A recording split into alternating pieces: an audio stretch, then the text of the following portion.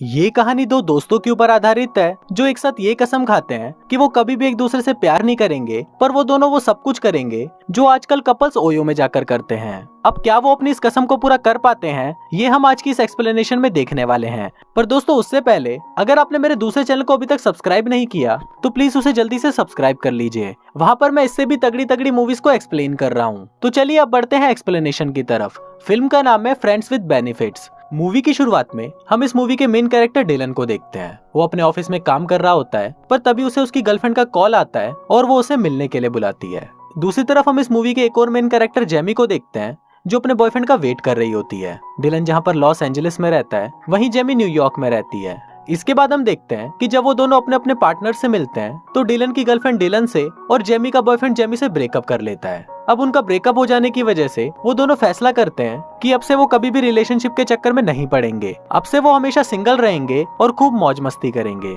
Jamie एक company के लिए लोगों को रिक्रूट करने का काम करती थी, इसलिए वो डिलन को GQ मैगजीन कंपनी में इंटरव्यू देने के लिए न्यूयॉर्क बुलाती है। दरअसल डिलन अपने काम में बहुत अच्छा था, इसलिए जेमी चाहती थी कि डिलन किसी भी हालत में GQ मैगजीन में काम करे और डिलन को इस कंपनी में लगवाने के बदले जेमी को अच्छा खासा कमीशन भी मिल रहा था। इसके बाद जेमी डिलन को पिकअप करने के लिए एयरपोर्ट पर जाती है। फिर जब वो टैक्सी में बैठकर वापस आ रहे होते हैं तब डिलन जेमी को बोलता है कि मुझे नहीं लगता कि मैं इस कंपनी में काम करने के काबिल हूँ। पर इस पर जेमी उसे बोलती है कि तुम अपने काम में बहुत अच्छे हो और तुम इस इंटरव्यू को भी आसानी से पास कर लोगे। अब जेमी के इतने समझाने पर डिलन इंटरव्यू देने के लिए मान जाता है और इंटरव्यू देने के बाद उसकी उस कंपनी में जॉब भी लग जाती है। अब जॉब मिलने के बाद भी डिलन इससे खुश नहीं था और वो जेमी को बोलता है कि एक जॉब की वजह से वो अपनी लाइफ को बदल नहीं सकता। दरअसल डिलन को न्यूयॉर्क शहर कुछ खास पसंद नहीं आ रहा था। इसके बाद जेमी डिलन को अपने साथ लेकर जाती है और उसे न्यूयॉर्क शहर की सबसे अच्छी जगह दिखाती है। अब डिलन ये देखकर बहुत खुश हो जाता है क्योंकि ये शहर उससे काफी अलग था जो उसने टीवी में देखा था, इसलिए अब वो उस कंपनी में काम करने के लिए राजी हो जाता है।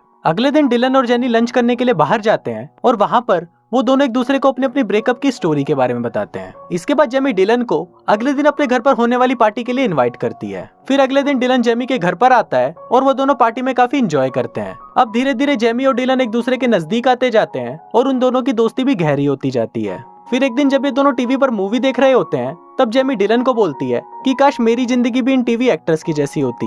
मेरी जिंदगी में कोई ऐसा होता जो मुझे बहुत प्यार करता और जब मैं उदास होती तो मुझे मनाने के लिए शाही घोड़े पर बैठकर कोई राजकुमार आता। इस पर डिलन उसे बोलता है कि ये सिर्फ फिल्मों में ही होता है और असली जिंदगी में इसका कोई मतलब नहीं है। इसके बाद वो दोनों आपस में घपाघप वाली बातें करने लगते हैं और फिर डिलन जेमी को बोलता है कि घपाघप एक टेनिस मैच जैसा होना चाहिए, बस खेलो, एंजॉय करो और निकल जाओ। तभी डिलन के दिमाग में एक आइडिया आता है और वो जेमी को अपने साथ एक टेनिस मैच खेलने के लिए बोलता है। पर इस पर जेमी उसे बोलती है कि वो उसे इस नजर से नहीं देखती।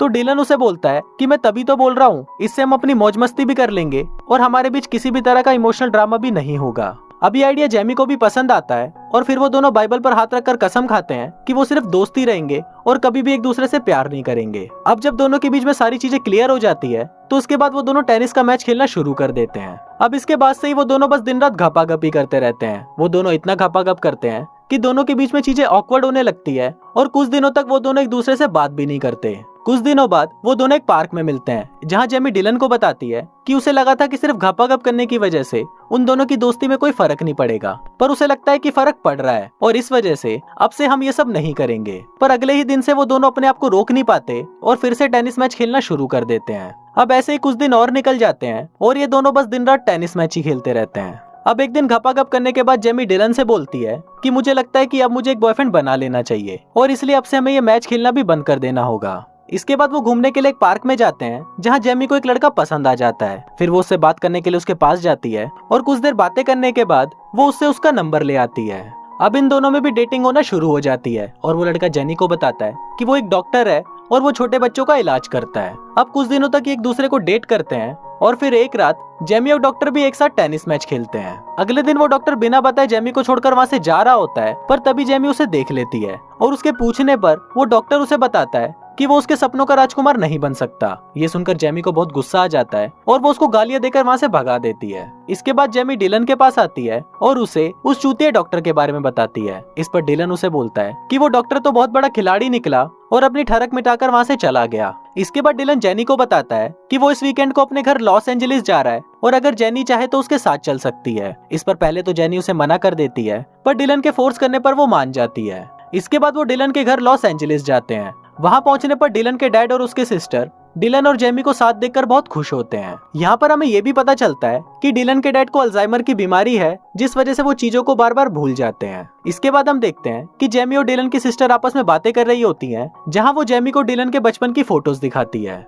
अब रात को डिलन के अंदर ठरक जागने लगती है और वो चुपके से जेमी के कमरे में टेनिस मैच खेलने के लिए आता है। पर इस पर जेमी उसे बोलती है कि हमने डिसाइड किया था कि फिर कभी भी टेनिस मैच नहीं खेलेंगे। पर फिर भी डिलन उसे मैच के लिए मनाने की कोशिश करता है और कुछ देर बातें करने के बाद जेमी भी मैच के लिए मान जाती है और फिर वो दोनों पूरी रात टेनिस का एक पूरा टूर्नामेंट खेलते हैं। अब अगली सुबह जब सभी लोग साथ में ब्रेकफास्ट कर रहे होते हैं तो वहाँ हम देखते हैं कि जेमी का बिहेवियर थोड़ा बदला हुआ लग रहा था।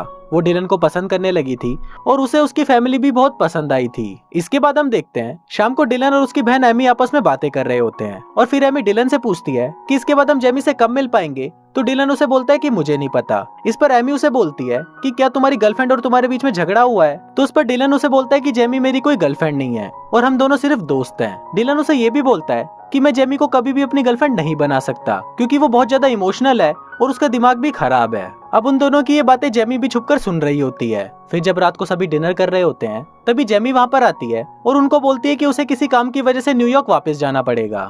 दरअसल उसे डिलन की बातों से बहुत बुरा लगा था, इसलिए वो वापस जा रही थी। फिर वहाँ पर सभी लोग उसे रोकने की बहुत कोशिश करते हैं पर वो नहीं रुकती। फिर इसके कुछ दिनों बाद डिलन भी वापस न्यूयॉर्क आ जाता है। वहाँ वो जेमी से कांटेक्ट करने की बहुत कोशिश करता है पर जेमी उसे कोई जवाब नहीं देती। कुछ दिनों बाद डिलन फिर से जेमी को कांटेक्ट करने की कोशिश करता है पर जेमी अभी भी उसका कोई जवाब नहीं दे रही थी। इस पर डिलन को याद आता है कि शायद जेमी अपनी फेवरेट जगह पर हो सकती है जहाँ पर वो अक्सर जाया करती है। और फिर जब डिलन उस जगह पर जाता है तो वहाँ पर जेमी अकेली बैठी हुई होती है। फिर डिलन जेमी से माफी मांगता है तो जेमी उसे बोलती है कि तुम एक अच्छे दोस्त नहीं हो क्योंकि दोस्त एक दूसरे की बुराई नहीं करते। अब यहाँ पर उन दोनों में बहस हो जाती है और वो दोनों अलग हो जाते हैं।